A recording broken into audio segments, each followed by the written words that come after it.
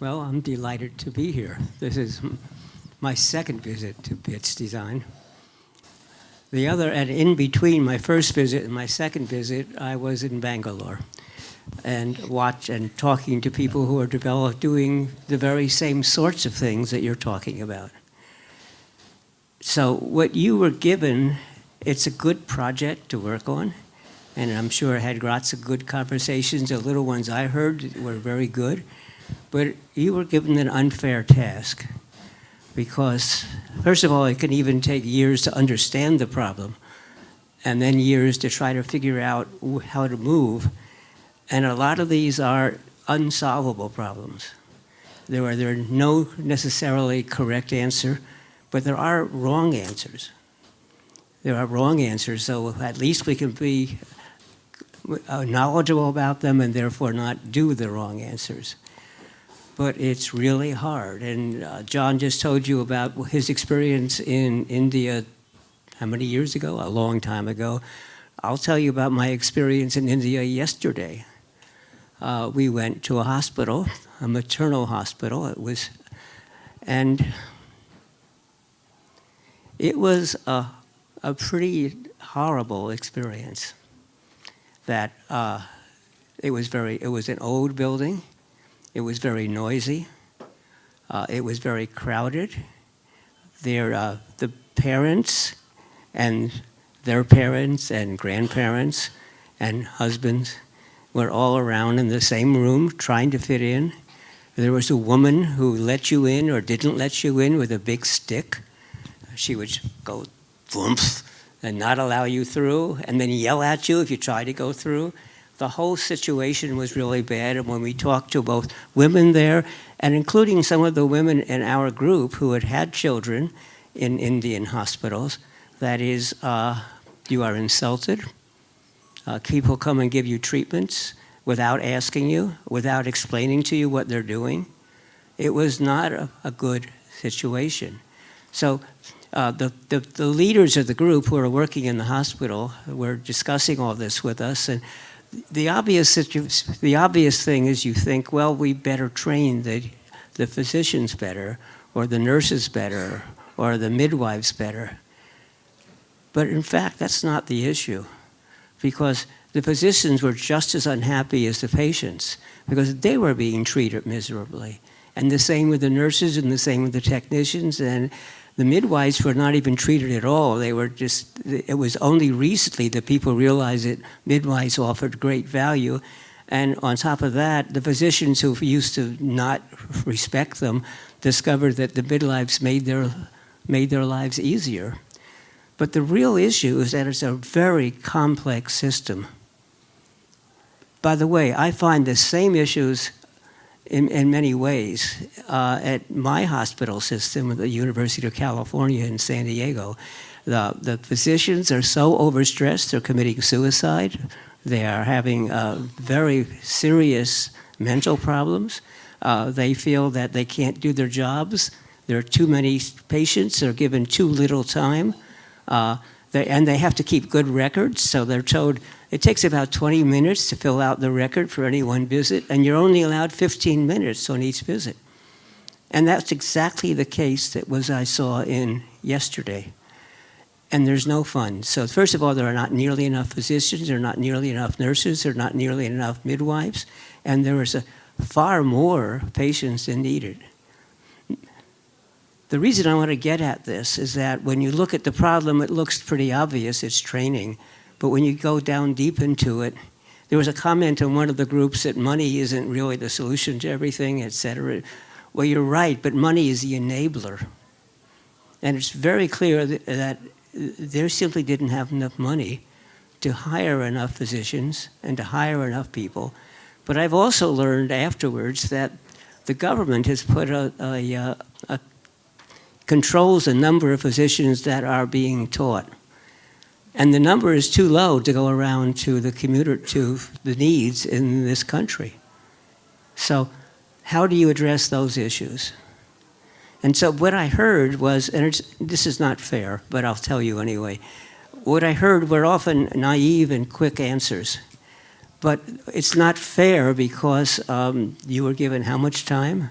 an hour, that's not enough time. And so the first answers that come to mind are often naive. My first answers are often naive.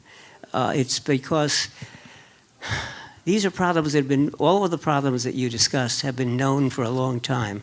And therefore, the first answers that come to mind have come to mind already to many, many other people. And if those first answers were sufficient, well, the problem wouldn't exist. I'm going to make some quick comments about things I wrote down as I listened. The first question was basically wicked problems and trying to, with complex issues in a community, trying to hear all voices and give equal weight to all the voices. And one of the comments was about the donut economy or donut model. And you may not know what that is. It comes from a group at Oxford, a group of economists, who are saying, look, you can't try to measure a complex issue with one number, like the gross domestic product or something. And they talked about a donut. And what the donut has is on the outside are all the kinds of ecological issues that are important in a country, and therefore how well a country is doing with each of these. And then on the inside of the donut, they had little peaks and so on about the societal issues and how well the country is doing with them. But what's really valuable about the donut, it doesn't tell you the solution, but it's technically, the term is it's a dashboard. It's a dashboard you look at quickly and you can see which variables you're doing well on or which you're doing badly on. That doesn't give you the answer, but it actually is the beginning, because you have then immediately you begin to see all the variables and you can say, oh, well, this one is too low, and then if you try to make it better, guess what? You will discover another one goes in the opposite direction. And so it begins to point out in a visible way, the complexity of the system. The second task I heard was about consumers, transforming consumers into contributors. What a horrible word, consumers. And that's a problem with our economic system. A consumer is one who consumes. Please consume a lot more, so you have to buy more. This works well with food. So one thing about food is people eat it, and therefore they need to buy more food. And that's the model that automobile makers use, and the cell phone makers use, and the computer makers use. But you don't eat it, so what do? They deliberately design it so that it doesn't last. You're supposed to buy a new phone every 2 or 3 years. They're made so that you cannot easily repair them. You can't update them. And so what do? Every 2 or 3 years you buy a new one, and then you dispose of it, and you dispose of it in a way that can't be repaired or taken apart for the valuable components. And where are they? Well, go to Ahmedabad, and there's a mountain of electronic junk burning. And that's not the only location in India where it's true. And so that's a major problem. And but one thing I thought you missed when you discussed possible solutions is the possibility of new manufacturing models. So one way to make a consumer not into a contributor is, why do we have to buy all the stuff that other companies decide that we want? Why not design it and make it ourselves? And that's coming. Because with 3D printers, we can do wonderful things, and they're getting more and more powerful every day and cheaper. So just like copiers never used to be in homes, they were big, massive things. Now many homes have copying machines. And so what you can do is, they're on the internet, you will find people with plans for everything. And you can simply buy the plans, and many will be free, and then you can either modify them to fit what you want, or there are other freelance people who will gladly modify it for you, and then you print it. And that's a way of making the consumer into, you're no longer a consumer, but it takes away a lot of the kinds of issues that, in fact, are causing us harm. Yeah, then the other problem was embedded decisions into neighborhoods. that's important, and that's sort of important that we let the decisions be made by the people we're designing for. We do not design for people. It's designing with and ideally by. And I had that discussion here about BITS design. When you start to define a curriculum, well, you want to make sure that the students who graduate can actually find jobs. And so we had a discussion with the faculty about, well, how do you design a curriculum that actually will give them jobs? And I said, no. How do you work in industry? You're making up in your own minds what you think companies and industry needs. So the way to do it is it should be designed with and by. So yes, you're shaking your head because we've had this discussion. There should be an industrial advisory group. And as you're making the curriculum, bring people in from the companies that you hope will give jobs to people. That's how you do design properly. It's designed by and with people, not for people.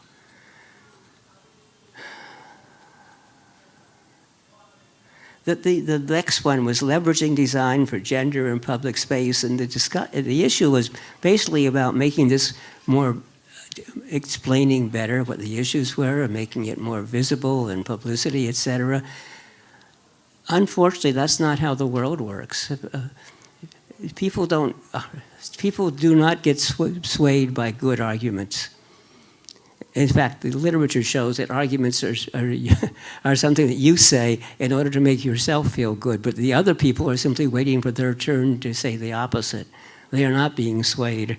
And it's a real problem because if you make some of these gender issues public, all it will lead is to public fights. Because there are people who really feel strongly in each side of the battle. And I'll tell you, living in the United States of America, where we have President Trump wants to be president again, and an opponent, Harris, and you know what they say doesn't matter. People's opinions are made up. It's not about logic. The journalists are all saying, how come they don't talk about the issues? Well, because they know that the issues are not what decides the election. It's whether you like the person and that's what the problem is here. Bringing things out to the public is important, absolutely, but that's not how you change public opinion. And I think in this case, the public opinion is shifting. It's a shifting. I mean, a few years ago, you couldn't even have mentioned these terms. And it's shifting, and one of the great shift makers, by the way, is movies. Because you now see behavior in movies that people never were even able to talk about, let alone see. Now, most people, there are lots of countries that are objecting and complaining, and there's lots of, but over time, it will change people's behavior. And then there was one about youths. How do we give them opportunities to do sustainable, regenerative livelihoods? That's hard because that's the work I'm trying to do. And I wrote a book about it. And students who read the book and people that I've taught, they really do get turned on by trying to do social good. And then they come and they ask me, where can they get a job? And there are hardly any jobs. And a problem we have is we start teaching that in the universities, like, say, BITS design. The parents aren't going to be happy if we're teaching them really good stuff and trying to change the world to a better place, but there's no jobs available for them. And how do we get the jobs? Well, the next talk was about funding problems. How do we inspire organizations to support societal issues? I wish I knew, because I too have a charity, and I'm trying to reward early career people who are doing great societal benefits. It has to be one of the United Nations 16 SDGs. Don't tell me there are 17, because there's only 16 SDGs, and the number 17 is, these are really difficult problems, so we have to band together to solve them. But getting that money is really hard, because in order to get the money, it's not a matter of convincing people. I've been talking to one of the richest companies in the United States, to people who are good friends of mine, who are at the very top of the executive sphere, and they can't get the money. The other day, last year, or this year, I guess, at the end of their fiscal year, they had some money left over, so they gave us $20,000. In the United States, $20,000 doesn't buy you anything. So, for example, we have applications from 26 nations. We've just awarded prizes, but we have 0 employees who are paid full time. And you can't sustain an organization like that. And trying to get the money, and when I found many organizations around the world who is doing this type of work, and every one of them is struggling to find the funds. This is a societal issue, and it has to be changed. The real problem is the economic system we have in the world, which emphasizes short-term profits, and moreover emphasizes profits over everything. And it's a rare company.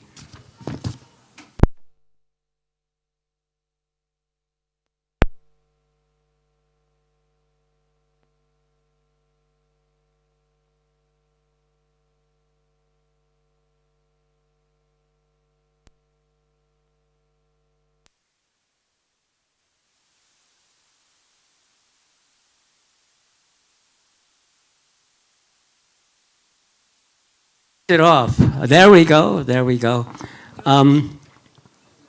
Patagonia is a rare company that actually puts the good of its workers and the good of the community before everything else. They're what's called a B Corp. They don't have to put the shareholders' value above other things, and they're now owned by the company employees. But it's not a big company. It's very difficult to do this in today's economic climate, so we have to change the economic climate. And let me see, I think that leaves the meaningful models for rural commissioners. I hate to say this, but it's yet another app. No. Every design student has a solution, we'll make an app for that. Anyway, those are my comments.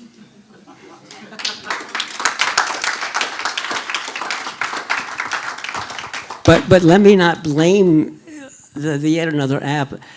Look, to try to address these issues will take a lot of really good, knowledgeable people, months or even years. So working on them for a short period of time is actually a good way of sensitizing you to a bunch of the issues, and that this is a complex system. There's a well-known saying, well, at least well-known by me, by a famous American journalist who's now dead, who said, every complex problem has a simple solution. And it's wrong.